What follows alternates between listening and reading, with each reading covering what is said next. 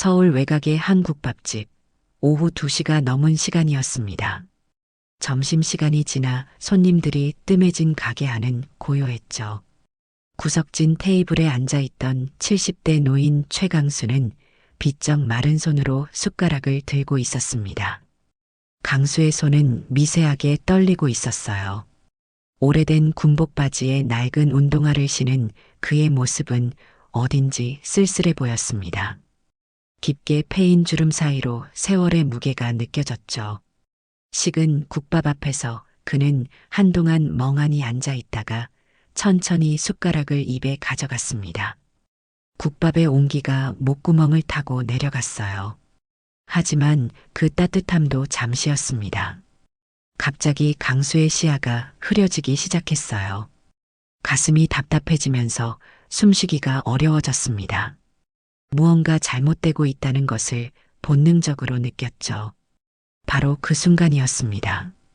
강수의 얼굴이 갑자기 창백해지더니 숟가락이 손에서 떨어졌어요. 철컥 소리와 함께 국물이 테이블 위로 튀었습니다. 강수는 테이블에 몸을 기댄 채 그대로 의식을 잃었어요. 어르신. 주방에서 일하던 20대 청년 준혁이 제일 먼저 달려왔습니다. 다른 손님들은 당황해서 어찌할 바를 모르고 있을 때 준혁은 침착하게 강수의 상태를 살폈어요. 맥박을 확인하고 호흡을 체크한 다음 재빨리 강수를 바닥에 눕혔습니다. 호흡이 멈췄어요. 심폐소생술 시작하겠습니다. 준혁의 목소리는 단호했습니다. 그의 손이 강수의 가슴이 정확한 위치에 올려졌어요. 손바닥을 포갠 채로 규칙적인 압박을 시작했습니다. 하나, 둘, 셋. 30번의 압박 후 인공호흡을 실시했죠. 준혁의 이마에 땀이 맺히기 시작했습니다. 그러나 그의 손은 흔들리지 않았어요. 마치 수없이 연습해온 것처럼 정확하고 안정적인 리듬을 유지했습니다. 가게 안다른 손님들은 숨을 죽인 채 그 광경을 지켜보고 있었죠. 몇 분이 지났을까요? 강수의 입술에서 희미한 숨소리가 들려왔어요. 그리고 천천히 눈을 떴습니다. 흐릿한 시야 속에서 자신을 내려다보는 청년의 얼굴이 보였어요. 어르신, 괜찮으세요? 천천히 숨 쉬세요. 준혁의 목소리는 부드러웠습니다. 강수는 입술을 떨며 작은 목소리로 물었어요. 당신이 나를 살렸습니까? 네, 어르신. 살아계셔서 정말 다행입니다. 준혁의 대답은 담담했어요. 마치 당연한 일을 한 것처럼 말이죠. 강수는 그 순간 가슴 깊은 곳에서 무언가가 울컥 올라오는 것을 느꼈습니다. 언제부터였을까요? 이렇게 진심으로 자신을 걱정해주는 사람을 만난 게 말이에요. 강수는 과거 비밀첩보부대 소속 정보요원이었습니다. 젊은 시절의 강수는 달랐어요. 작전마다 그가 투입되면 끝난다는 전설 같은 말이 부대 내에서 돌았죠. 실제로도 그랬습니다. 수십 번의 생사를 넘나든 임무를 완벽하게 수행해냈어요. 하지만 모든 영웅에게는 상처가 있습니다. 강수에게는 형제 같던 선배가 있었어요. 김상민이라는 이름의 강수를 친아들처럼 아껴주던 분이었습니다. 상민은 강수에게 작전 기술뿐만 아니라 살아가는 방법까지 가르쳐줬죠. 강수야, 우리가 하는 일은 남들이 모르는 일이다. 하지만 그 덕분에 누군가는 평범한 일상을 살 수 있어. 그게 우리 존재 이유야. 상민의 목소리가 아직도 귓가에 맴돌았습니다. 그런 상민이 마지막 작전에서 강수를 지키려다 목숨을 잃었어요. 적의 총탄이 강수를 향해 날아올 때 상민이 몸으로 막아선 것이었습니다. 그날 이후 강수의 정신은 무너지기 시작했어요. 밤마다 상민의 마지막 모습이 꿈에 나타났습니다. 손에 묻은 피의 감촉이 지워지지 않았죠. 국가는 치료를 도와주겠다며 만류했지만 강수는 거절했습니다. 더 이상 누군가를 잃는 것보다 무서운 건 없습니다. 그렇게 강수는 홀로 사라졌어요. 자신의 정체성을 버리고 평범한 노인으로 살아왔습니다. 하지만 마음의 상처는 몸의 상처보다 오래 남는 법이에요. 외로움과 죄책감이 그를 천천히 갉아먹고 있었습니다. 그런 강수에게 준혁이 나타났어요. 아무런 대가를 바라지 않고 자신의 생명을 구해준 청년 말이죠. 국밥집 뒷좌석에서 천천히 의식을 되찾은 강수는 준혁을 바라봤습니다. 왜 그렇게 빠르고 정확하게 심폐소생술을 하셨습니까? 강수의 질문에 준혁은 수줍게 웃으며 대답했어요. 군대에서 구급병이었거든요. 한 번도 실제로 써먹을 일이 없었는데 오늘 처음 사람을 살렸네요. 그 순간 강수는 자신의 젊은 시절이 떠올랐습니다. 누군가를 지키고자 했던 마음, 사람을 구하고 싶었던 순수한 의지. 준혁의 눈빛에서 예전의 자신을 보았어요. 강수의 가슴 속에서 오랫동안 잠들어 있던 무언가가 깨어나기 시작했습니다. 그날 밤 강수는 오래된 서랍에서 낡은 전화기를 꺼냈어요. 몇십 년 동안 사용하지 않았던 번호를 천천히 눌렀습니다. 신호음이 울리는 동안 강수의 심장은 빠르게 뛰고 있었죠. 전화벨이 울린 지 몇 초 후 익숙한 목소리가 들려왔습니다. 여보세요? 강수는 잠시 말을 잇지 못했어요. 수십 년 만에 듣는 그 목소리는 여전히 든든했습니다. 마침내 입을 열었죠. 77번 최강수입니다. 전화 너머가 조용해졌어요. 몇 초간의 침묵이 흐른 후 상대방이 숨을 크게 들이마시는 소리가 들렸습니다. 설마 강수 형님이십니까? 정말 형님 맞나요? 목소리에는 놀라움과 반가움이 섞여 있었어요. 강수는 작은 미소를 지으며 대답했습니다. 그렇습니다. 긴급 확인 요청이 있어 연락드렸어요. 형님, 이 모든 세월 동안 어디 계셨습니까? 저희는 그건 나중에 말씀드리겠습니다. 지금은 더 중요한 일이 있어요. 강수의 목소리가 진지해졌습니다. 전화 너머 상대방도 분위기를 감지하고 자세를 바로 했죠. 무슨 일이십니까?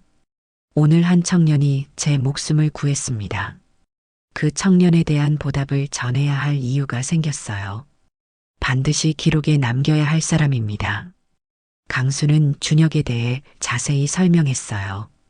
어떻게 자신이 쓰러졌는지, 준혁이 어떻게 침착하게 응급처치를 했는지, 그리고 그 청년의 마음가짐이 얼마나 순수했는지 말이죠.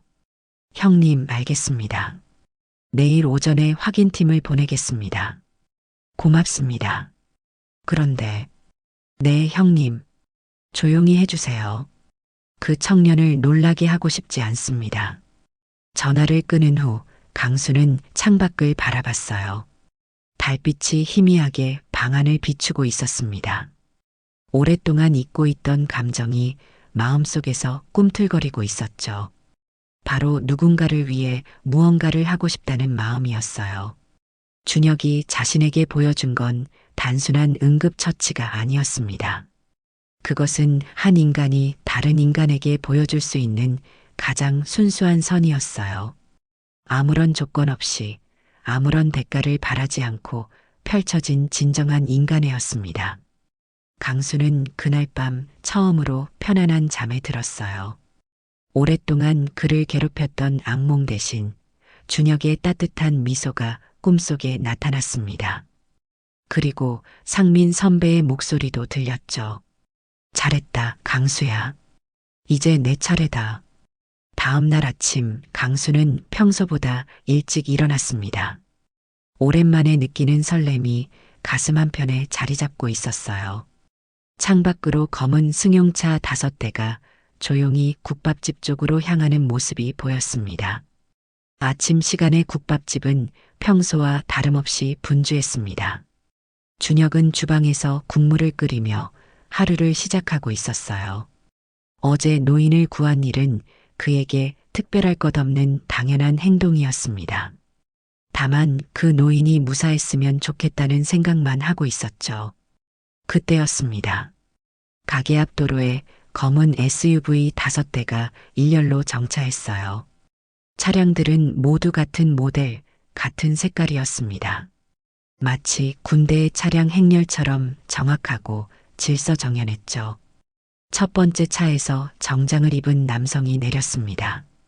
키가 크고 어깨가 넓은, 한눈에 봐도 범상치 않은 인물이었어요. 이어서 다른 차들에서도 비슷한 차림의 사람들이 줄지어 내렸습니다. 국밥집 안 손님들이 웅성거리기 시작했어요. 저게 뭐야? 무슨 사건이라도 났나? 경찰도 아닌 것 같은데. 혹시 국정감사라도 오는 건 아니야? 준혁도 주방에서 나와 상황을 살펴봤습니다. 정장을 입은 사람들은 가게 앞에서 잠시 대기하고 있었어요. 그들의 움직임은 훈련받은 군인 같았습니다. 그때 맨 앞에 서 있던 남성이 국밥집 문을 열고 들어왔어요. 그의 뒤를 따라 몇 명이 더 들어왔습니다. 가게 안이 갑자기 긴장감으로 가득 찼죠. 혹시 이준혁 씨 계십니까? 남성의 목소리는 정중하면서도 권위가 있었어요. 준혁은 당황스러운 표정으로 앞으로 나섰습니다. 네, 저인데요. 무슨 일이신지. 안녕하십니다. 국가정보원에서 나왔습니다. 그 말에 가게 안이 조용해졌어요. 손님들은 숨을 죽이며 상황을 지켜봤습니다. 준혁의 얼굴은 더욱 당황스러워졌죠. 국정원이요? 제가 뭘 잘못했나요? 남성은 부드럽게 고개를 저었습니다. 잘못하신 게 아닙니다. 오히려 매우 훌륭한 일을 하셨어요. 바로 그때 가게 뒤쪽에서 강수가 천천히 걸어 나왔습니다. 어제와는 달리 그의 걸음에는 힘이 있었어요. 등도 곧게 펴져 있었습니다. 마치 다른 사람이 된 것 같았죠. 준혁 씨, 강수가 준혁을 불렀어요. 준혁은 놀란 표정으로 강수를 바라봤습니다. 어르신, 괜찮으세요? 그런데 이분들이 제가 부른 분들입니다. 강수의 대답에 준혁은 더욱 혼란스러워했어요. 평범해 보였던 노인이 국정원 사람들을 부를 수 있다는 게 이해되지 않았습니다. 국정원 남성이 준혁을 향해 정중하게 고개를 숙였습니다. 준혁 씨, 어제 당신이 구하신 분은 우리나라를 위해 평생을 바친 분입니다. 당신의 행동은 단순히 한 사람을 구한 게 아니라 국가 요원을 구한 것입니다. 가게 앞 모든 사람이 준혁과 강수를 번갈아 보고 있었어요. 준혁은 여전히 상황을 이해하지 못하고 있었습니다. 강수가 한 걸음 앞으로 나섰습니다. 그의 눈빛이 예전과 달랐어요. 오랫동안 잠들어 있던 의지가 되살아난 것 같았습니다. 준혁 씨, 제대로 인사를 드리지 못했군요. 강수는 허리를 곧게 펴고 준혁을 바라봤어요. 저는 과거 이 나라의 정보 요원이었습니다. 공식적으로는 존재하지 않는 사람이었죠. 준혁의 입이 벌어졌습니다. 어제 자신이 구한 평범해 보였던 노인이 정보 요원이었다니 믿을 수 없었어요. 국정원 간부가 다시 입을 열었습니다. 강수 선배님은 우리 조직의 전설입니다. 수많은 작전을 성공시키며 국가 안보에 기여하신 분이죠. 하지만 오랫동안 연락이 끊어져 있었습니다. 강수는 잠시 멈칫했어요. 과거의 상처가 아직 완전히 아물지 않았음을 보여주는 표정이었습니다. 제가 떠난 이유는 더 이상 누군가를 잃고 싶지 않았기 때문입니다. 준혁은 강수의 목소리에서 깊은 슬픔을 느꼈어요. 그 슬픔은 오랜 시간 혼자 감당해온 무게였습니다. 하지만 어제 준혁 씨를 만나면서 깨달았습니다. 진짜 국방이 무엇인지, 진짜 국가가 무엇인지 말이에요. 강수는 준혁의 두 손을 잡았습니다. 그의 손은 따뜻했어요. 저는 평생 누군가를 지키기 위해 살았습니다. 하지만 정작 저 자신은 지키지 못했죠. 그런데 준혁 씨는 아무런 대가 없이 제 생명을 구해 주었어요. 그것이 진짜 국가 정신입니다. 국정원 간부들이 일제히 강수에게 경례를 했습니다. 그 모습을 본 가게 안 사람들은 숨을 죽였어요. 평범한 국밥집에서 벌어지는 일이라고는 믿기 어려운 광경이었습니다. 선배님, 복귀하시겠습니까? 간부의 질문에 강수는 고개를 저었어요. 아닙니다. 제 시대는 끝났어요. 이제는 준혁 씨 같은 사람들이 이 나라의 진짜 힘입니다. 강수는 준혁을 바라보며 미소를 지었습니다. 준혁 씨, 당신이 어제 보여준 것은 단순한 응급처치가 아니었어요. 그것은 한 인간이 다른 인간에게 보여줄 수 있는 가장 순수한 마음이었습니다. 준혁은 여전히 혼란스러워하고 있었어요. 하지만 강수의 진심은 충분히 전해졌습니다. 저는 그냥 당연한 일을 했을 뿐인데요. 바로 그겁니다. 강수의 목소리에 확신이 담겨 있었어요. 당연하다고 생각하는 마음, 그것이 진짜 영웅의 마음입니다. 저희가 평생 지키려 했던 것이 바로 준혁 씨 같은 사람들이었어요. 국정원 간부가 준혁에게 다가왔습니다. 준혁 씨의 행동을 공식 기록에 남기겠습니다. 그리고 앞으로 필요한 일이 있으면 언제든 연락 주세요. 며칠이 지났습니다. 준혁은 여전히 그날의 일이 꿈만 같았어요.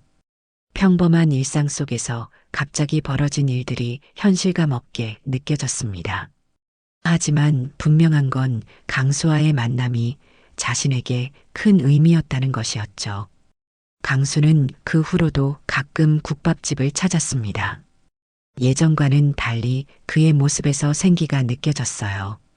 오랫동안 짊어지고 있던 무거운 짐을 조금씩 내려놓고 있는 것 같았습니다. 준혁 씨, 감사합니다. 어느 날 저녁 문을 닫기 전에 찾아온 강수가 말했어요. 뭘 감사하다고 하세요, 어르신. 준혁 씨 덕분에 제가 다시 살아있다는 걸 느꼈습니다. 강수의 얼굴에는 평화로운 미소가 떠올랐어요. 오랫동안 괴롭혔던 악몽들이 조금씩 사라지고 있었습니다. 어르신도 저에게 많은 걸 알려주셨어요. 준혁이 대답했습니다. 저는 그냥 사람을 돕는 게 당연하다고 생각했는데 그게 이렇게 큰 의미가 될 줄은 몰랐거든요. 그게 바로 준혁 씨의 힘입니다. 강수는 주머니에서 작은 편지 봉투를 꺼냈어요. 이걸 드리고 싶습니다. 준혁이 편지를 받아 열어보니 깔끔한 손글씨로 쓰인 글이 있었습니다. 준혁 씨에게 당신의 맑은 손이 이 나라를 바꿀 것입니다. 언제나 지금처럼 순수한 마음을 잃지 마세요. 당신이야말로 진짜 영웅입니다. 마이너스 최강수. 편지를 읽은 준혁의 눈가에 눈물이 맺혔어요. 강수도 감정이 북받쳐 오르는 것을 느꼈습니다. 한편 국가정보원 내부에서는 특별한 일이 벌어지고 있었습니다. 컴퓨터 전산망에 새로운 항목이 추가되고 있었어요. 민간인 이준혁, 긴급상황 대응 우수자, 국가요원 구조 기록, 후속 인재 프로그램 검토 대상, 담당 직원이 입력을 마치며 중얼거렸습니다. 이런 기록은 처음 보네. 그의 상관이 대답했어요. 강수 선배가 직접 요청한 일이야. 특별히 관리하라고 했어. 준혁은 자신의 이름이 국가기관 데이터베이스에 올라갔다는 사실을 전혀 몰랐습니다. 그는 여전히 평범한 일상을 살아가고 있었어요. 다만 이전보다 더 의미 있는 하루하루를 보내고 있었죠. 강수는 준혁에게 가끔씩 인생 조언을 해주었습니다. 오랜 경험에서 우러나온 지혜였어요. 준혁도 강수의 말을 소중히 여겼습니다. 준혁 씨, 앞으로도 지금처럼 살아가세요. 당신의 선한 마음이 세상을 더 따뜻하게 만들 거예요. 두 사람 사이에는 특별한 유대감이 형성되고 있었습니다. 나이 차이를 뛰어넘은 진정한 우정이었죠. 시간이 더 흘렀습니다. 국밥집에는 작은 변화가 생겼어요. 가게 입구에 위기 대응 훈련 완료 매장이라는 조그만 문패가 붙었습니다. 준혁은 그 문패를 보며 여전히 신기해했어요. 이런 것까지 해주시다니. 국정원에서 보낸 문패였습니다. 공식적으로는 응급처치 교육을 이수한 매장이라는 의미였지만 실제로는 준혁의 공로를 인정하는 상징이었죠. 손님들도 그 문패에 대해 궁금해했습니다. 사장님, 저 문패는 뭐예요? 아, 그냥 응급처치 교육받은 거예요. 준혁은 겸손하게 대답했습니다. 자신이 한 일을 자랑하고 싶지 않았어요. 강수는 이제 정기적으로 국밥집을 찾았습니다. 예전에 고독했던 모습은 온데간데 없었어요. 대신 평화로운 미소를 자주 지었습니다. 준혁 씨, 오늘도 맛있는 국밥 한 그릇 부탁합니다. 네, 어르신. 따뜻하게 끓여드릴게요. 두 사람의 대화는 자연스러웠습니다. 마치 오래된 친구 사이 같았어요. 어느 날 준혁은 강수에게 물어봤습니다.